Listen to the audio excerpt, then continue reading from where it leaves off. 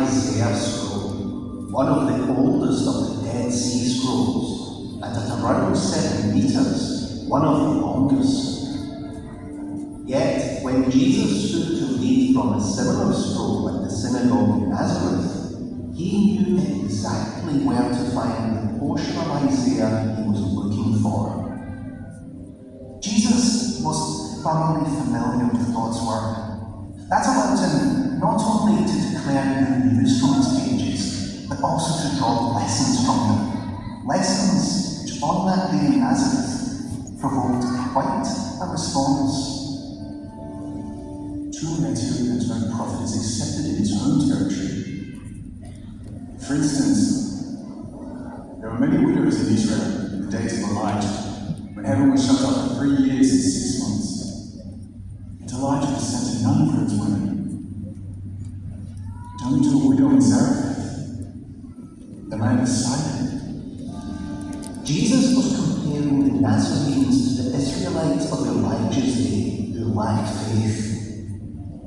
By contrast, the widow of Zarephath set a remarkable example of faith, especially when we consider where she was from.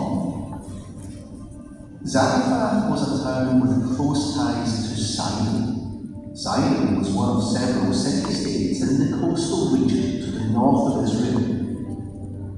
Although they remained politically independent, in time they came to be known collectively as Phoenicia. The Phoenicians were master craftsmen who built an empire of sorts, not by war or politics, but by trade all across the Mediterranean world. They were famed for their cedars used in the construction of Solomon's temple, and even more so for their very expensive purple dye harvested from certain shellfish. Of course, mastering the seas was central to their vast trading network. This artifact, excavated from Sidon, illustrates the reliance of these ancient seafarers on the power of the local storm god to control the weather. Also of note is a shrine dedicated to the pagan goddesses Astarte and Tanit, which was excavated in Zarephath itself. Although these finds are dated to before and after the widow's time, they help us to see that she lived in a place that for thousands of years was steeped in false worship. But in the midst of such a pagan culture, she had remarkable faith in Jehovah's prophet when most Israelites had not.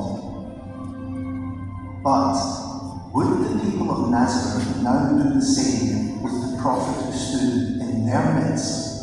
Or would they reject him in his hometown? By using such a comparison, Jesus got right to his listeners' hearts. How they would respond was up to them